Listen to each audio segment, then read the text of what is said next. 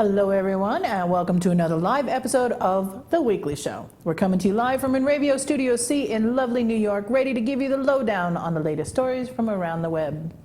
So, I am Chuck. and I'm Bonnie. There you go.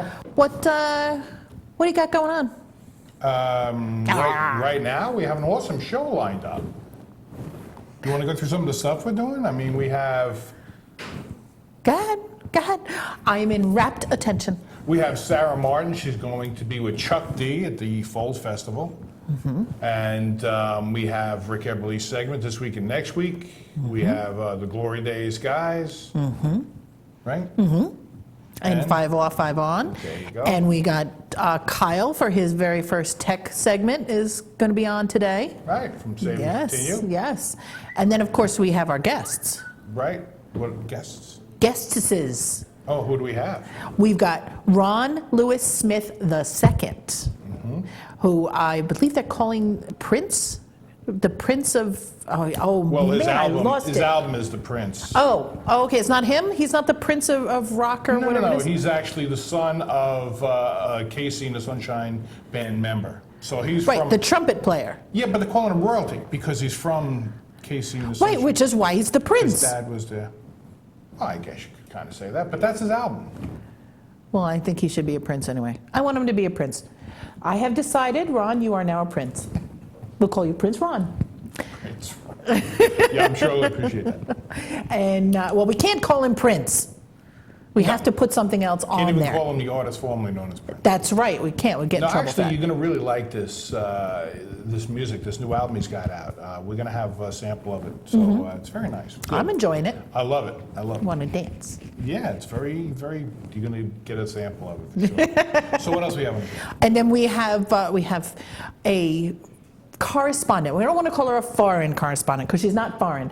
She's from New Mexico, and she's going to hopefully call in and talk to us about the whole EPA thing that they're having over there. What's going on in New Mexico? Yeah, they got like hundreds of miles of this river that sludge and sludge, right? So they can't use the water at all.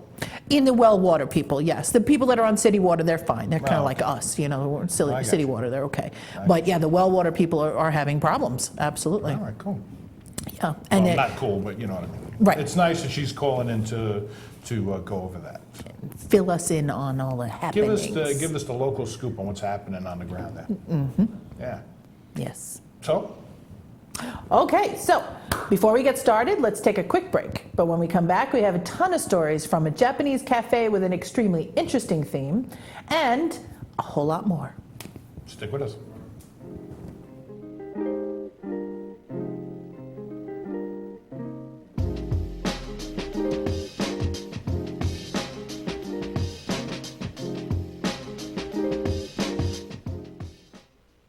Hey, this is Chris West Jake, and if InRavio.com spots you at an event wearing this bracelet, they will give you $100. This is Joe Larson. You should check out the 5 or 5 on Racing Show live every Monday at 7 p.m. Eastern Standard Time, or catch us on video on demand anytime, 24/7, only on the InRavio TV network.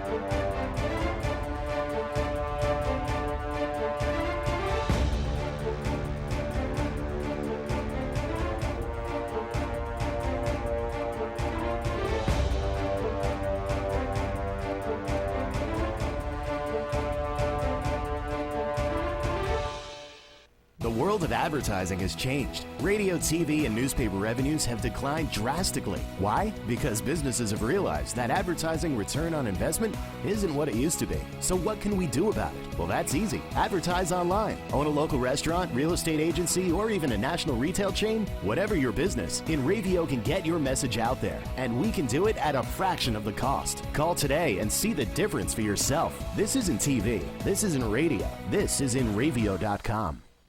What's up, guys? We're Scan On Fair, and we're here with InRavio.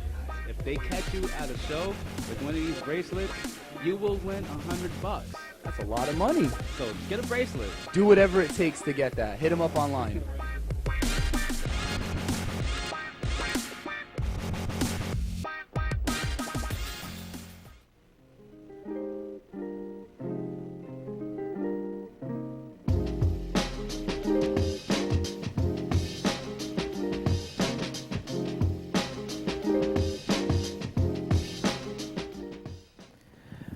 Welcome back. Well, we have a ton of stories to get to, so let's cut the pleasantries and get straight into some stupid news. Okay. We lost my sweep. Oh my goodness. Okay. There it is. Okay. Boy, you're a lot of giggling going on there tonight, huh? Well, you got to have fun at these things.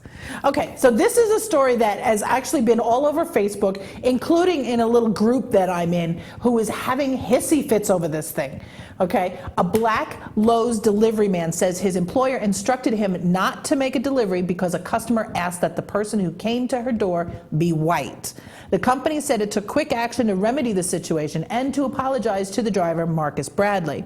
Bradley was on his way to make a delivery on July 27th when his manager at a Lowe's store in Danville, Virginia, gave him a call telling him to bring the delivery back, saying that he couldn't do the delivery. When Bradley asked him why, he was told because you're black and they don't want you at the house.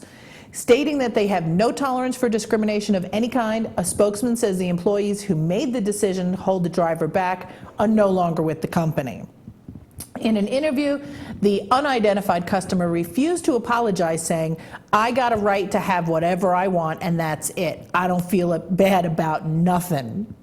Gotta love it. Gotta love stupidity. I'm sorry, but you don't know what this driver is going to look like. You don't know if this driver is going to be covered in tattoos and scary. You don't know if this driver is going to be sweet and cuddly. He could be purple. It doesn't matter because he's a driver. He's dropping off your stuff. He's not coming in and, I don't know, massaging your feet. It doesn't matter what color he is. Well, I understand that, and it doesn't matter. But at the same token, Lowe's could have just said, well, then, we're not going to deliver to you. Absolutely, and that is one of the things that one of the groups that I'm in is saying that the Lowe's could have or should have just said to that customer, well, go buy your stuff from somewhere else because we're not going to deliver to you. And that is one possible answer, and basically they did say that by firing the person who called the driver back. Apparently the woman did still get her delivery, but Lowe's obviously does not approve of the way the whole thing went down. Right. Okay. Well, I could understand if the woman had gotten a delivery from Lowe's before and the driver, who happened to be a black man, scared her in some way. And she said, listen, please don't send over Mark or whatever his name happened to be because he kind of gave me the willies. You say, okay, fine, that's fine. But just to say don't send me anybody that's black, that's crazy. That's just absolutely crazy. Okay. Well, he's delivering a barbecue. Exactly, or some 2x4s. Yeah, what are we talking about? Yeah, exactly.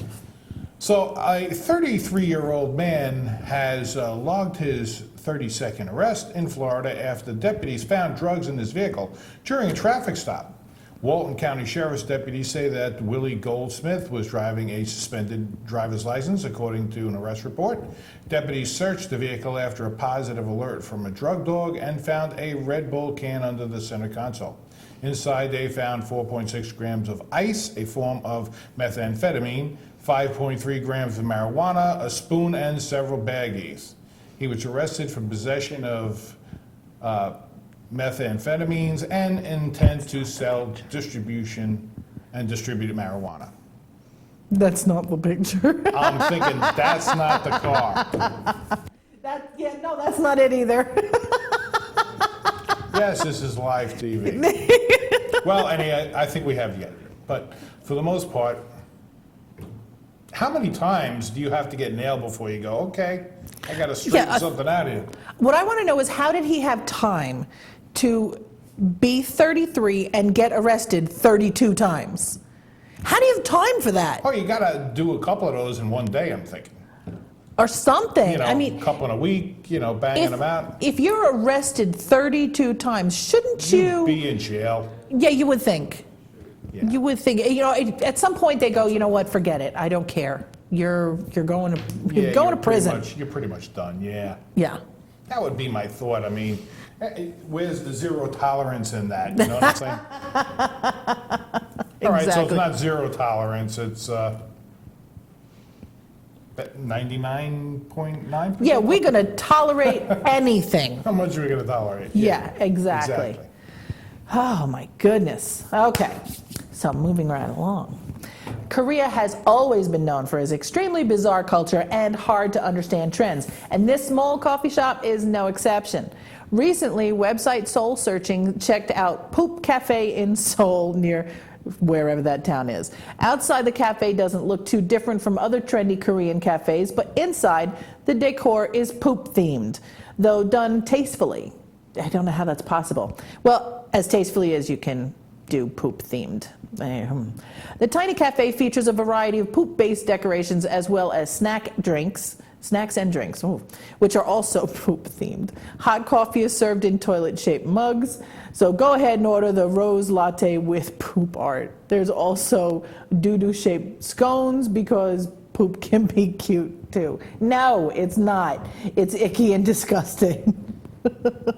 I gotta say, I don't want to match my decors here, kind of mash up my decors with food and what happens after you're done with the food. Yeah, exactly. You know what I mean? Right.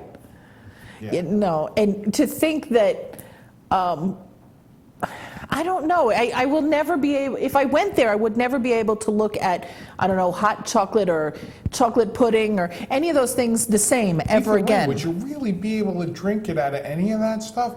I'm wondering what kind of clientele are rushing into that restaurant. Yeah. I don't know. We're pretty gory here in the States, but I don't know if that's something I would go to. I don't think we have any poop-based No. coffee shops in I'm not America. thinking. No. Well, that's a pretty stupid one. How about this? A search and rescue official in Dubai says it was one of the most disturbing cases of his career. The father of a 20-year-old woman let her drown rather than have her dishonored by being touched by male lifeguards. According to Lieutenant Colonel Ahmad Burkabah, the deputy director of the Dubai Police Search and Rescue Department, the shocking incident happened at a Dubai beach and involved a man he described as Asian. He says the lifeguards rushed to help when they heard the woman's screams, and they would have been able to save her if the father hadn't have fought him back. Wow. So, really, I guess that's discrimination, isn't it? Why? Because he was a man, don't save her, because... Yeah, but it was her own father who said this. Well, that's what I'm saying. I mean, Yeah, don't... Because she doesn't want to by men. It's rather have her die. Right, it's not just any men, it's men who are a stranger to her.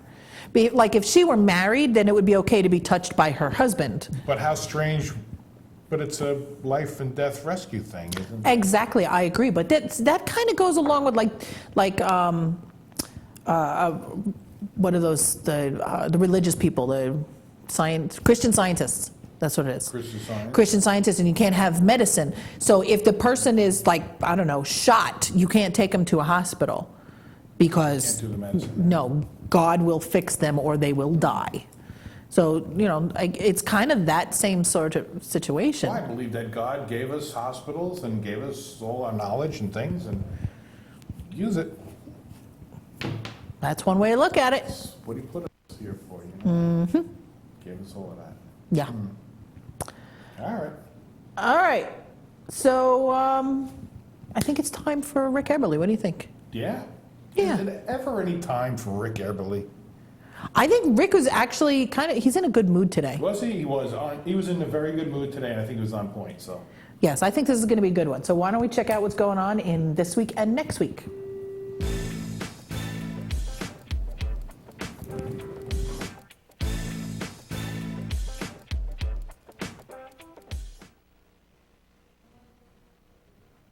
Oh, hey, I didn't see you there. No, I did. There's a camera in my face. There's no way I can't know that, right? I'm Rick Eberly, and it's Wednesday, so new week and new events. There's a great lineup heading at you, and here it comes. Brought to you by, of course, the Village Music Shop of Mastic, Long Island.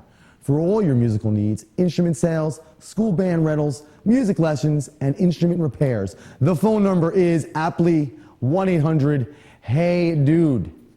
For real.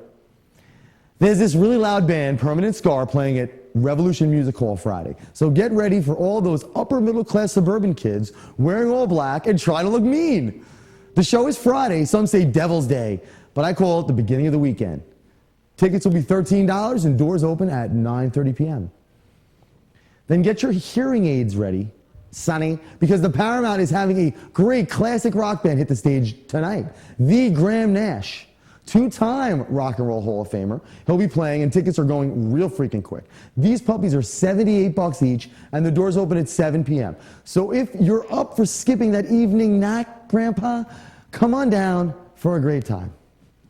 Are you terrible at telling jokes? Like straight up not funny? If you fit the bill, then you need to be at the Space of Westbury this Thursday, where you'll get a crash course in being funny by comedic up-and-comer TJ Miller. Not only is he hysterical, but he's popping up in everything from Transformers and Deadpool to Silicon Valley on HBO and Big Hero 6. Tickets are just $25 and the doors open at 7 p.m. So be sure to get there on time. I hate when people show up late and want to cross in front of you when you're in the middle of watching something, especially when that something is TJ Miller. All right, we're almost here. Attention, cowboys and girls. A great country rock band is hitting, called Old Dominion. They're hitting the Emporium on Thursday. These Southern rockers hail from Nashville, Tennessee. I'm not a huge country fan. I can't really read that well, but that is a pretty far trip. So don't be selfish. Show those travelers some love. Tickets will be $15 and doors open at 6 p.m. All right, I'm done. All right, wait, I have one more. Webster Hall this Saturday. Brick and Mortar will be playing their Little Punk Hearts Out. I always wanted to see a punk band play. Tickets will be $12 and the doors open at 7 p.m. And the mosh pit starts when I get there. Long Island hardcore, baby. This time I'm really done. Now I can run a bunch of red lights and get home in no time. Be sure you're visiting inravio.com and catching all of our other awesome live content. Follow at InRavio on Twitter, and if you're feeling kind, give us a like over at facebook.com/InRavioWeekly. Also, make sure you're hanging out with me over at rickeberly.com, at Rick Eberly on Instagram, on Twitter. I'm not on Ashley Madison. I said that before, but I know I've been getting some requests. I'm Rick Eberly. I'll see you all next week. Have a great night.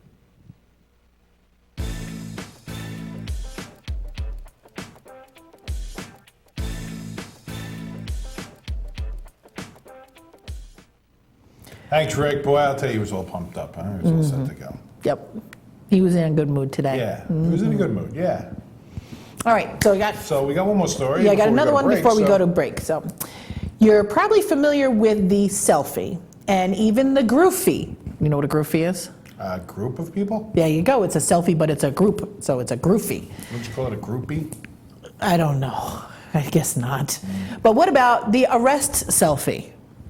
20-year-old Gilbert Phelps has surely started a new trend after snapping a photo with an Iowa cop who pulled him over for speeding.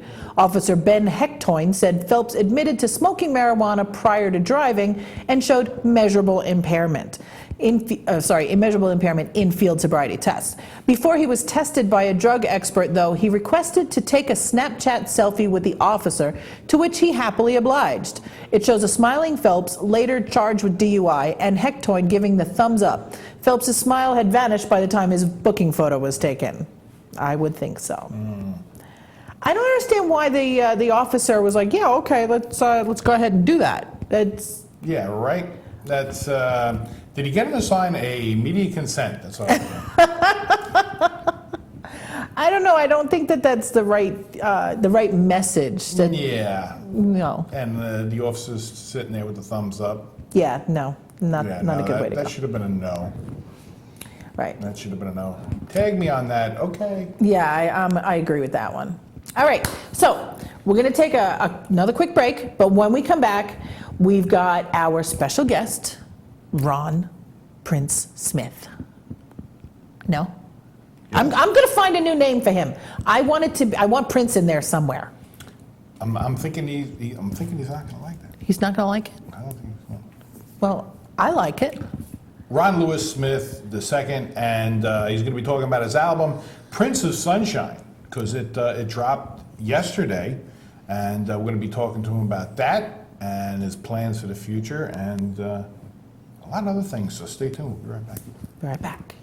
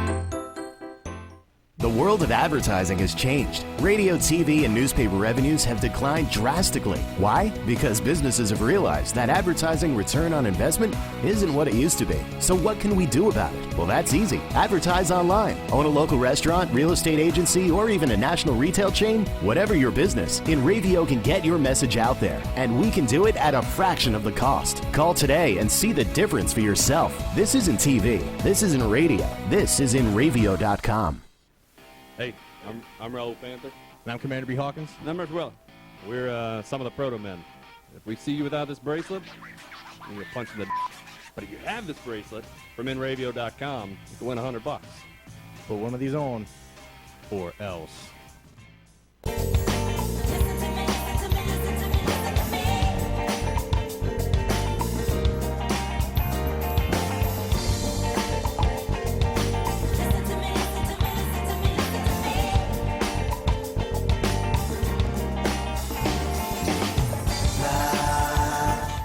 And we are back. Thanks for joining us on the weekly show.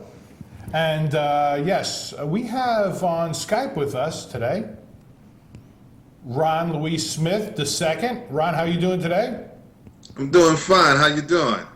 Doing great. I appreciate you taking your time out of your day to come on with us. And we wanted to talk about this album, Prince of Sunshine, that dropped yesterday. I'm sure you're happy about that. Yes, I'm very happy about it. You know, there's a lot of positive energy, and I'm keeping this Sound of Sunshine going. Yes, you are. I'm loving the tunes on it. Absolutely. Thank you so much. Thank you so much. Thank you so much. Can you tell us a really little bit about how you came to, just come up with that type of feel? I know you got definitely got that feel of the Miami vibe going on there, and trying to bring some of that, 70s, 80s dance type feel back, that vibe. Tell us how you came up with the sound. Well, really and truly how it came out to be is that it was more like a calling. It was like this feeling that was just coming out of me saying that I have to keep this sound going. I really felt that a lot of the things that was going on in the world was like kind of dark, and I wanted to do a project where it's just nothing but light and happiness and joy. So I was bringing that party feeling that was coming out of me and what I was always been around ever since I was growing up as a little kid and, well, basically just born into the world. It's just that I was doing something that I was already natural and born to do, So it was just really natural just to come right in and fit into exactly what was already set up for me to carry on. Right. Now, one of the things that, we talked about, and of course we shared it on social media, you are basically royalty because your father and your uncle were both in Casey and the Sunshine Band. Yes. And Harry Wayne Casey is my godfather. That's nice. Now, how young were you? Were you like a musician from a young age? I mean, this is how it really happened. Is the first time I actually got into the studio, I was 5 years old. My father was recording one of his some music, and I was trying to get in because I wanted to be with my father, and he let me in, and I grabbed the microphone, and that was really like the first time I really started doing some singing, because I sang the whole song that just came from the top of my head, and the engineer and my father was like, wow, the boy got a hit, you know. So that was the first time I actually was in a big studio at 5 years old. But then when I went to college, I came back around, I was like 21 years old. I came back from summer break, and I brought a CD to my father with a couple songs on it. And I was telling him that, yeah, I'm up in college, and we writing some songs and doing some stuff with some of my marching band friends up in Tallahassee. And what was going on is that my dad was listening to it and stuff like that, but he was not taking me real serious. So I went back after the summer break, went back to school, took some more classes, and I came back for fall. And when I came back for break again, I said, Dad, look, I got some more songs now. And he still wasn't taking me serious. So I went back again and came back with another song, just one song this time. And he was like, so you really, really want to do this? And I say, yes, you can't see that I've been doing this and stuff like that. And he said, well, I'll teach you everything that I know, but you must promise to me that I learned the business. So I made that promise to my father, and I said that, yeah, I learned the business, so teach me everything that you know. And the only thing he told me was, if it doesn't feel good, then don't do it. And I was like, that's it? I mean, that's what you're going to tell me? So that's how I create my music. To this day right now, if the music doesn't move me and feel good to me, I'll stop the whole session right then and there and say, I don't like this, you know? That's awesome. That's an awesome story. Now, that's great that you had, musicians in your family. Myself, I'm a musician as well, but I had no musicians in my family growing up at all.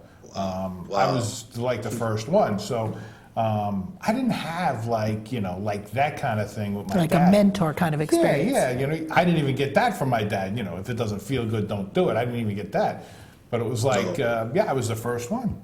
When you think about it. But I mean, now you, growing up in a house like that, was there like a lot of music talk? It's got to be. I mean, that was like probably sitting down at dinner. Yes, it was all music. yes. A lot of music talk. I mean, sometimes when my uncle Jerome came around, he pull out his guitars at the barbecue or stuff like that. He just start picking away, picking, bang, bang. Because my uncle Jerome, he always played his guitar, and then my dad pulled out his trumpet, and they always used to talk about the times when they was on tour and stuff like that in the early '70s and stuff. And my dad used to, because I was still young and I haven't really seen the videos yet until I got older, and he used to always say that, I was on the Midnight Special, I was on the Dick Clark Show and stuff like that. And then when I actually got older and I looked at it on YouTube and I see my father dancing on stage and doing spins and jumping up and down because, he was the choreographer and the leader of the horn section. He put all that stuff together, and you see him just doing all these crazy things. I was like, wow, look at my father, and it was just amazing to me.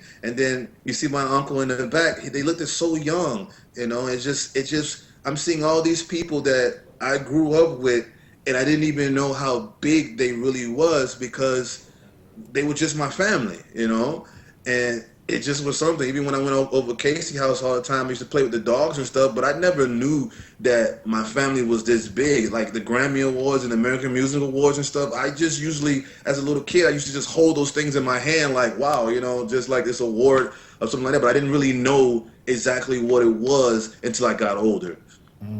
I remember the Midnight Special, and that's got to be kind of like a little bit of a culture shock because you're used to your dad in a certain environment, and your uncle and stuff, and then all of a sudden, and even Casey, and then all of a sudden you see him like in the old Midnight Specials, and it was like, that's my dad? Yes, right? That's exactly that. And I was like, wow, look how young he looked, because the thing is that the whole band was started when they was like in their teenage, you understand? So they wasn't even like early 20s, like 19, just turning into 20s, and you see how big they are, and just, amazing, I mean, that band was very, very high energy and amazing. They did a lot of things on stage that they really was ahead of a time for the whole situation, and that's why I'm just thankful to be a part of that situation, Right, now you're bringing a lot of that high energy, that same type thing, to your music as well. And Yes. I understand you have like electrifying. That's the whole foundation and the point. That's why the name of the project is called The Prince of Sunshine. I am the Prince of Sunshine. I'm the only one that can take that sound of sunshine and bring it into the next generation. You know, because the whole foundation of it, the whole feeling of it is that we want the fans of the music to always love the music, have a good energy, and just want to dance and have a good time. Forget about all your worries and just have a good time. The music is for everybody. Right. See, so Bonnie was right. He is a prince. I told He is ya. a prince. She was saying you are a prince, and you're right. You are. You're the Prince of Sunshine. I think that's your new name right there. There you go. I am the Prince of Sunshine. Thank you so much. I think we coined it. I think we got something here. Now, you apparently did an electrifying Spank tribute that pays homage to your father and your uncle as well. Yes. That song really hit off real big overseas in Switzerland, Europe, Australia. I get a lot of feedback from a lot of people because when I did the record, I was saying to myself is that I wanted the young people to really feel it and everybody to feel it, you know, because the thing is that song is a huge dance house record that has been spent and played for over 40 something years, you know, and everybody just loved that record. It's a real big record that has been in so many movies, from Studio 54 to Here Comes the Boom. I mean, it's been sampled by so many big time house DJs, from Umick to from George Vaughan to Frankie Knuckles to a lot of big time dance DJs in the house and EDM type music, of dance music. They really love that Spank record. So it was really something very great for me to re-enter it into the atmosphere so everyone can love it and enjoy it on my take of the whole entire song. Right, I think it's a great thing, and I understand you taking. I heard the music, and I know that your feel is that you want to take it from what it was back in the day, the dance music of then, and kind of bring it into the 21st century with a totally different type of party feel. And I think you've done that. I mean, I've listened to it. And Thank you so much. Yeah, Thank you so much. Thank you so much. Now, I'll tell you, before I even read, I mean, I saw your bio and all of that, and I just skimmed over it real quick, but I heard the music, and when I heard the song, I'm listening to it, and I'm like, I'm heard the music, and I'm like, I feel like I'm in Miami Beach.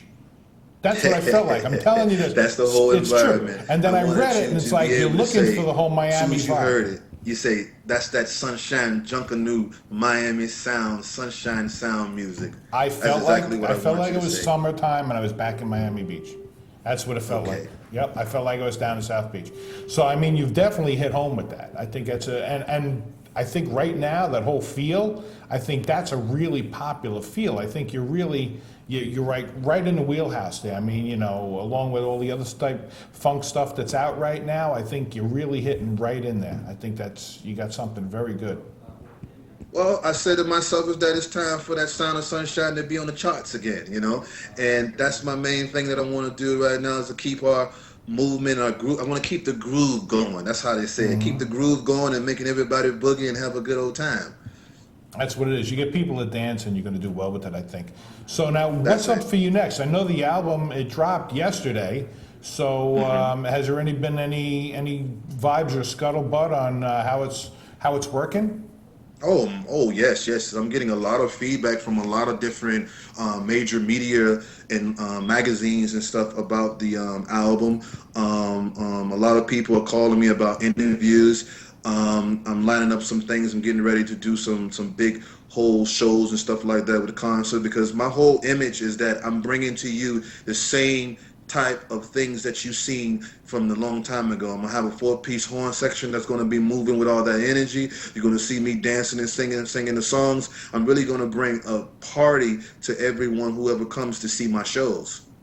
I love that, and I'll tell you what, if you have a tour set up, are you working on that? Is that something that you've been working on? We're putting everything together so that everyone can actually see everything. My whole team and stuff like that, we're setting down everything so that we can move forward on the situation. But right now, we're putting everything with the music and get everybody aware of the situation going on, and just letting this Sound of Sunshine just hit everybody. That's awesome, man. I'll tell you what, if you have anything in the works to come to New York, we would love to have you, and you come in studio as a guest, and we're going to come see you. Absolutely. Yes, absolutely. yes. Thank you so much. I love New York. That's one of the places that my father used to say that they did a lot of work up there. I think it was from the New Year's Eve, Dick Clark New Year's Eve Oh, show yeah. Oh, and yeah. stuff like that. It's a lot of tape and footage of them doing parties up there. The Big Apple is the place. That's it, right? That's the place. We would love to have you. So, Ron, thank you for your time. We appreciate you coming. And if you haven't checked out this album yet, The Prince of Sunshine by Ron Louis Smith the second, you have to check this out. It's an awesome album. It's a great dance album, and I think everybody's going to like this. I think you need to check this out. I like it. Yeah. So we're going to have a little bit of a clip as we're going out to break, and we'll be right back right after this. Ron, thanks again, and we'll talk to you soon. Thank you so much for having me. You have a great night. You too. You too. We'll be right back right after this.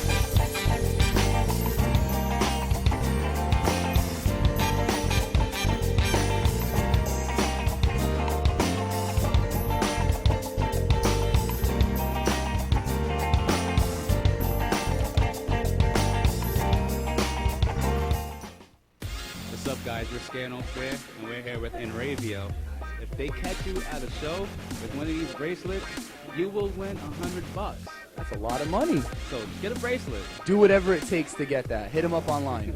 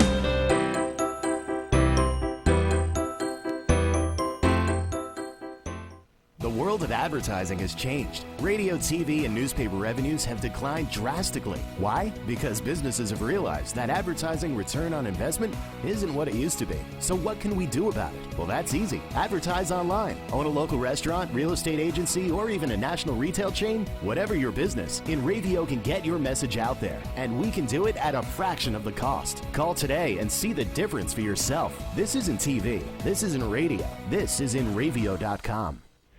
This is Joe Larson. You should check out the 505 Racing Show live every Monday at 7 p.m. Eastern Standard Time, or catch us on video on demand anytime, 24/7, only on the Enravio TV network.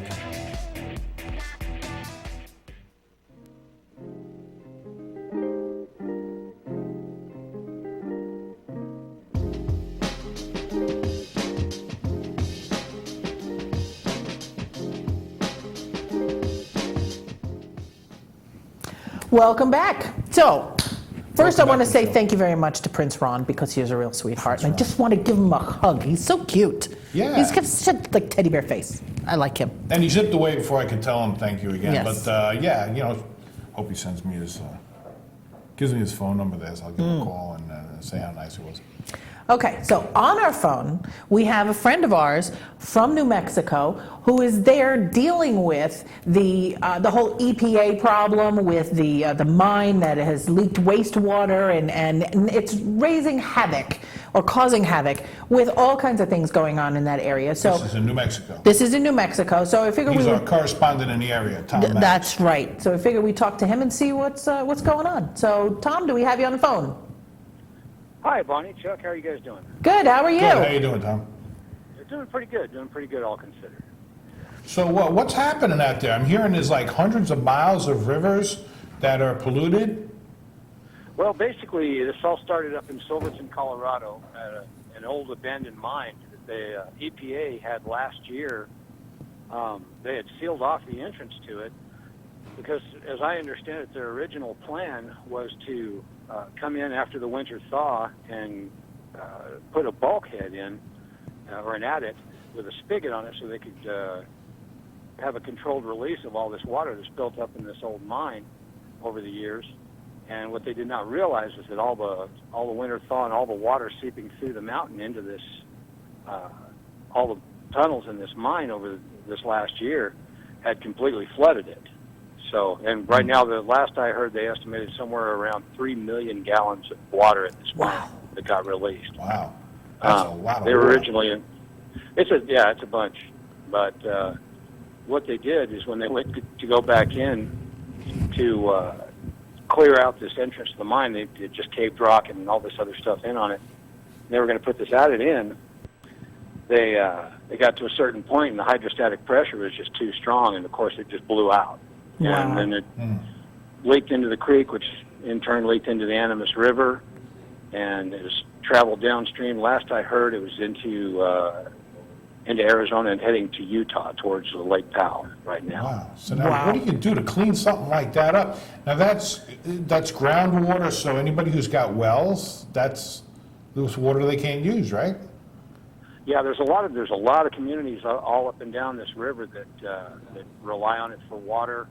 Of course, the local wildlife, all up and down this river. We're talking literally hundreds and hundreds and hundreds of miles. Right. That the Animas actually meets the San Juan River here in Farmington, and then the San Juan River travels all the way up and goes into Lake Powell. That's where it meets Lake Colorado River. So what is this From there- contaminated with? It's mainly, from best of my understanding, it's mainly there's some heavy metals in it. I've heard reports that there's arsenic in it as well, but of course that entire area up there around Silverton, there's so many old abandoned mines up there and mine shafts. Yeah. And they've done mining up there for the past 150 some odd years. Wow. A lot of chemicals, a lot of sulfur, a lot of arsenic, and of course it's a very mineral-rich area to start with. True. Right. So you're going to have all kinds of minerals, like anything from gold, lead, mercury, zinc, anything, aluminum, any kind of heavy metals you can think of are going to be in that water. All the bad stuff. Yeah. Have they made any plans to clean this up? What are they going to do to try to fix that? Well, right now, the last I've seen, the EPA has put in some reclamation ponds up at the mine site itself, and they're basically settling ponds, hoping that a lot of the sediment and stuff in it will just kind of sink as it sits there, and then a better class of water will run off into another pond, and then they're working on trying to clean it up that way, what they've already got up there. Right. Yeah. The stuff that's already been in the river, there's not really anything they can do about that other than just keep everything shut down that's drawing off the river until the river's cleaned up. Right. And how long was this happening before they realized it happened? Well, the EPA knew it right away, of course, but I believe it was some people didn't even know about it for 2 days after it happened. Wow. Some people downriver. Yeah, they of course it was kind of slow moving. You'd think a river would be moving a lot faster than that, but at one point they said it was traveling at about 2.5 miles an hour, and it took a little over 2 days to get here to Farmington. Jeez. Wow. Yeah. Wow. Well, keep us abreast of what's happening over there. I mean, it sounds like you got quite the nightmare happening right now. Well, I'm glad to hear that it's heavy metals. I know that sounds weird, but in my head, I was picturing like, I don't know, nuclear stuff or something, and you guys were going to start glowing over there. So heavy metals, yes, they're bad, but I don't want you to glow. That would be worse. No, yeah, we're not like the fish are crawling out with, humpbacks and 4 eyes and stuff. Exactly. No fishing in that stream.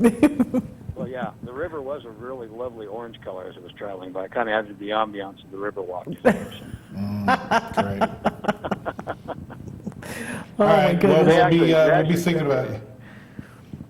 We'll be thinking about you, Tom. If anything happens, give us a call. Let us know.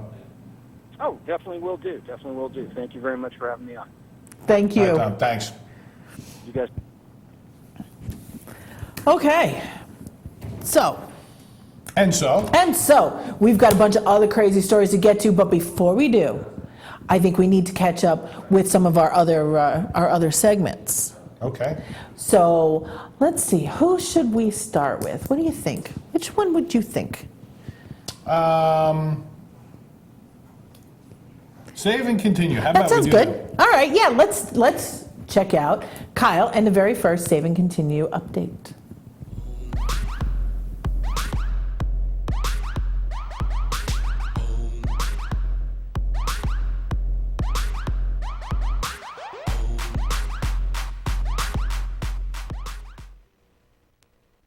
Hey everybody, this is Kyle from Save and Continue, here to give you a super quick update on everything video game, movie, tech, entertainment related that happened this week, so here it is. Well, not every superhero movie is destined for greatness, and the latest Fantastic Four is a testament to that in a big way. The latest big-budget Marvel film earned a dismal, yes, dismal, $26 million its opening weekend. That's not good. The film was panned by critics for its oversimplified storyline and less than compelling character development. The reception was in fact so bad that the film's director, Josh Trank, went to Twitter to explain how the film was bogged down by studio interference and how it actually wasn't the film that was bad, just the situation. However, based on the rushed shooting schedule and lack of knowledge when it came to the source material, it appears Josh Trank is as much to blame as Fox. If you're going to stand by a piece of crap, at least stand by your piece of crap. In other news, the biggest professional video game tournament in the United States, the Worlds, officially wrapped this weekend in Seattle, and it was one hell of a show. The International is the Super Bowl of Dota 2, an incredibly popular competitive multiplayer game that features some of the most talented names in professional video gaming. The event is one of the most highly anticipated in the esports events, as well as the highest paying, with a first place prize purse of a cool $6.6 million, $18.8 million total. This year's all-star Dota team, Evil Geniuses, took home the gold after a stellar tournament run that culminated in one of the most exciting championship matches in the history of the game, period. Good stuff. And finally, Gamescom 2015 officially closed its doors, and it looks like Star Wars Battlefront will be taking home the award for Best in Show. The recently announced addition to the Battlefront franchise is taking a deep departure from its original roots with a game that looks like nothing we've ever seen before. Add on the brand new recently announced Blast mode and Dogfight mode, and you have a game that's already better than perfect, if that's possible.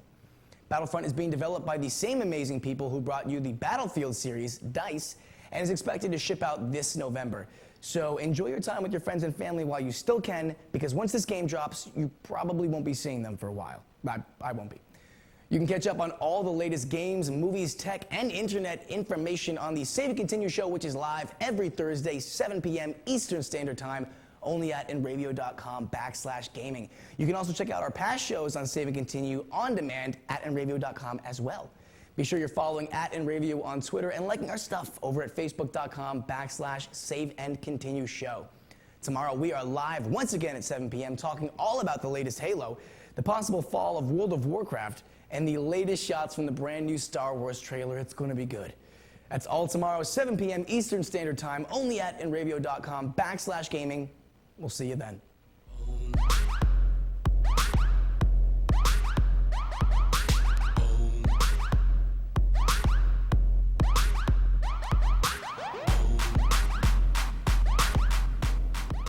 Wow. Thanks, Hal. That was a lot of information. Yes, a lot of information. And some of it I caught, some of it I didn't, because I'm not as geeky as I need to be. But no, very good. Thank you. There's a new game coming out. There was a game contest that's unbelievable. And there's a new movie that's coming out, but it's a piece of crap. Okay. So moving right along. All right, this is a really good story, and I want to do it. I know we're running low on time, but let's do it anyway. All right, things got sticky for George Clooney when PETA received a towel apparently used by the actor at a Washington, D.C. gym. Apparently, a supporter sent it to the animal rights group thinking they could sell it at auction. PETA President Ingrid Newkirk wrote Clooney a letter requesting his approval to turn sweat from the towel into flavoring for tofu. Newkirk, who referred to the group as big fans of the actor, wrote, "The technology actually exists to take your perspiration and make it into George Clooney flavored tofu, or clofu. We could do that and give the tofu away. Of course, your fans would swoon at the idea of eating clofu, but what interests us most is that we would attract many people who don't try tofu because they would worry that it would be bland or that they wouldn't know how to cook it. The science is pretty straightforward. According to Dr. Kevin Kinnear of Purdue University, All animals, including human beings, have unique odor profiles. Dr. Harry Lawless of Cornell University reports that if you use a sample of human perspiration, it is no different than making artificial chicken flavor for instant gravy. Writing on PETA's blog, Liz Graffio says Clofu could make your taste buds and your heart melt. Of course, what's even better is that after everyone gets a piece of George and realizes how delicious tofu truly is, diets will be revolutionized. Responding through a representative, Clooney said simply, "As a mammal, I'm offended. As a human, I'm offended. That's disgusting." Wait, get a close up on my face. Let me give you the perfect look for this.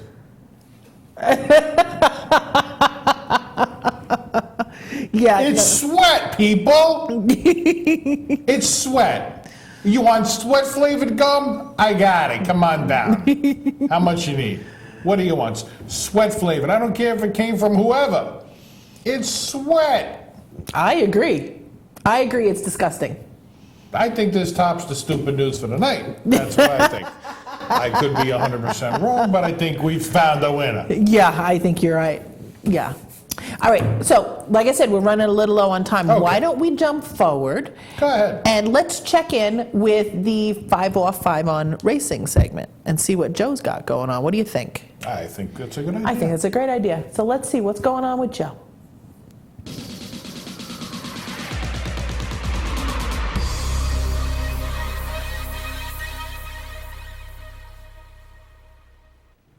This is Joe Larson from the 5 off 5 on Racing Show at InRavio.com. If you missed last week's show, you missed our discussion about Indy and Kyle Busch's 4 wins in 5 events.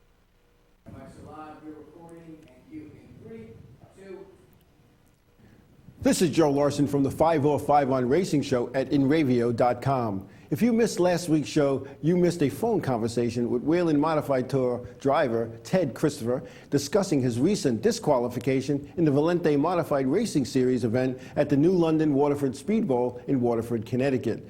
Additionally, he spoke about his decision to miss the Whelen Modified Tour event at the Monadnock Speedway in New Hampshire recently in an effort to chase national points in the NASCAR Weekly All-American Series. We also talked about the passing away of NASCAR great Buddy Baker, as well as his accomplishments in NASCAR and in the broadcast booth. You'll also miss our trivia contest as we gave away T-shirts from the event Wings and Wheels at the New London Waterford Speed Bowl. Tune in Monday night at 7 p.m. Eastern Daylight Time and participate in our discussion about racing at Michigan for the Cup Cars and the Whelen Modified results from the Thompson Motorsports Park in Connecticut. We'll also have interviews from various tracks and drivers from the different tracks my staff and I have been to so far this year. You won't want to miss this show, the 5 off 5 on Racing Show at InRavio.com/live from 7 to 8 p.m. Eastern Daylight Time. Make sure you check out all our other awesome shows live here at InRavio as well. We'll see you next week.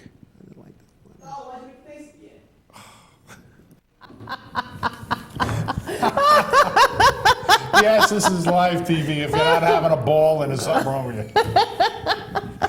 He's got the same looks I got. Exactly. You know? All right. Maybe he found out about that Clooney thing. Maybe. All right. All right, so we're going to take another quick break, but when we come back, we'll check in on the world of sports with our Glory Days 2-minute warning. Play a game of fact or fiction. If we have time. If we have time. And we'll talk about a few more stories. But we have the Fall Festival coming up with Sarah Martin and Chuck D. Yes. With Keith Shockley. So we'll be stick right with us. back.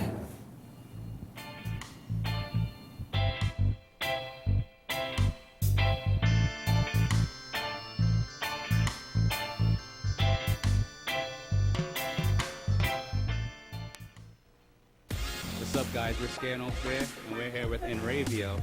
If they catch you at a show with one of these bracelets, you will win $100.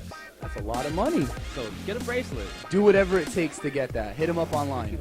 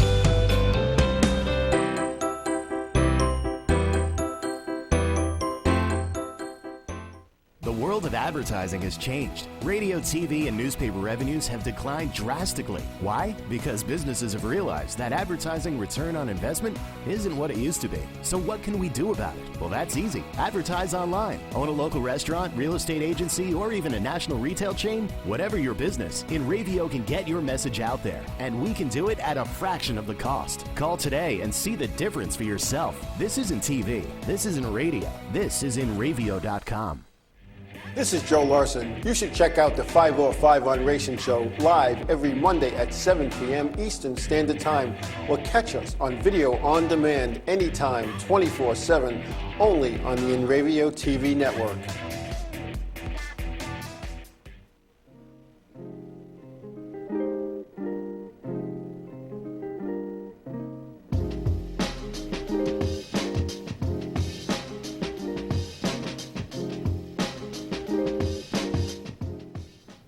All right. Welcome back to the show.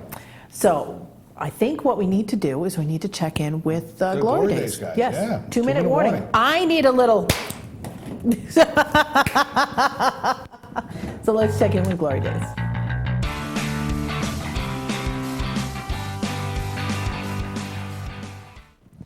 Hello again, everybody. We're Bruce and Disco from the Glory Days Show, and this is your InRavio Sports 2-minute warning. One of the greatest baseball movies of all time was Bull Durham, which focused on the life and career of Crash Davis, played by Kevin Costner. The real-life Crash Davis was a minor league player in the 1940s who was the all-time record holder for home runs in the minor leagues. Well, there's a new home run king now, and his name is Mike Hessman. Hessman's an infielder for the AAA Toledo Mudhens in the Detroit Tigers system, but the career home runs leader for the U.S.-based minor leagues, hitting his 433rd home run. And what a home run it was, as Hessman hit a grand slam to break a tie on the career list with Buzz Arlett, who played in the minors from 1918 to 1937. Like Crash Davis, the 37-year-old Hessman did get a chance in the show with the Tigers, Braves, and Mets, last appearing in 2010. But when he was up here, he only hit 14 home runs in just 109 Major League games, batting 188 overall. Hessman was a 15th-round pick in the 1996 draft by Atlanta Braves, and although he hasn't been productive enough for an extended stay in the majors, he's always shown good power, even hitting 5 home runs in 12 games for the Tigers back in 2008. Hessman had this to say: "I don't follow the numbers, but after the season, I'll probably do a little digging and learn a little bit about the guys I've passed." Hessman's record-setting home run came in a game Toledo ended up losing 10-8 in 11 innings, but after the game, Hessman's teammates doused him with champagne on an on-field celebration. "They've been cheering me on all year. I don't like to talk about numbers and such, but they give me words of encouragement every day. I was just happy to do it here at home for the good fans here in Toledo." All I can say is, Holy Toledo. You can get the lowdown on what's happening in sports and more on the Glory Days Show with Bruce and Disco every Saturday morning at 10 a.m. here in the East, only on the InRavio TV network. This has been your InRavio Sports 2-minute warning. I'm Paul Desclafani, that's Bruce Oler, and you have been warned.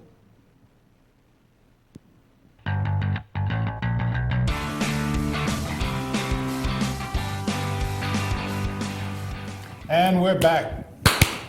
Thanks, guys. So we're going to jump right to the Fold Festival that happened here on Long Island in the North Fork at the Martha Clara Vineyards. And we sent out our crack team, Sarah Martin and Mario Vettelozzi, with the camera, and they came back with some awesome footage.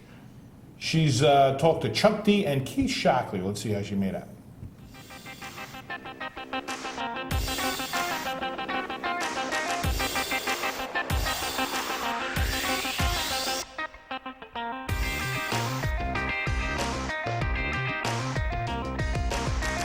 This is Sarah Martin with InRavio TV Network, and I'm here with Keith Shockley and Chuck D. And tonight you guys are performing here at the 2015 Fold Festival. Tell me what your favorite highlight is going to be of tonight. Freak out, let's dance. Freak out, let's dance. Freak out, let's dance. So what is your set list looking like tonight? Well, myself and Keith Shockley, who's like my mentor DJ, and I was an MC. My first gig with Spectrum City was November 1979 with this guy over here. But 1979, he's up there fighting me, telling me what to say on the mic. So we're going back, we're going full circle. Actually, Chuck's first encounter with us was performing in Riverhead. And did you ever imagine you'd be where you are today? Yep, but we never imagined that something like this would be here. Yeah, you know, I didn't imagine. I just like DJing. Very, very cool. It was kind of cool. DJing, I love MCs. So Chuck is the MC. And where are your fans going to find you next after this festival? PublicEnemy.com. PublicEnemy.com, they can look up everything. It's the world's longest hip-hop site ever. Longest running. Even I know about that. How old am I? 6 and a half. And were you here yesterday as well? Keith was here yesterday. I was You here were here yesterday. yesterday. I was here yesterday, and it was incredible yesterday. Got to see Beck. You know, Beck is like, ooh, Pharrell, Keith Urban. Keith Urban is incredible with a guitar. Like, he took it and had it like he was scratching a turntable. I've never seen that. I'm sad I missed it. I was supposed to be here, but I missed it. It was incredible. All the acts. I was with the Martinez brothers, man. It was nice. It was real nice. All right. Well, this is Sarah Martin within Radio TV Network. Keep watching. We got more things happening.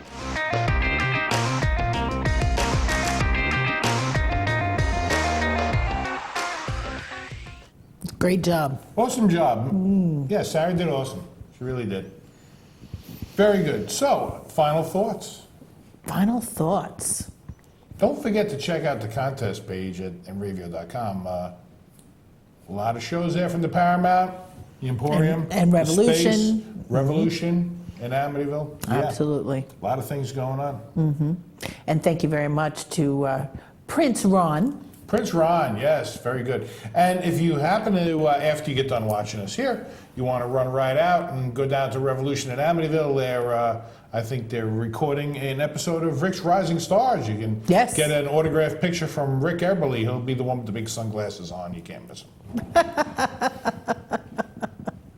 Okay. Well, I think that's all we have for tonight. We're actually overtime. That's hardly ever happens, but yeah, we're over today. Yeah, so thanks for joining us. Tell your friends if you liked what you saw, and, And if you live in New Mexico, filter your water. Be careful over there, will you? All right. See you later. Bye.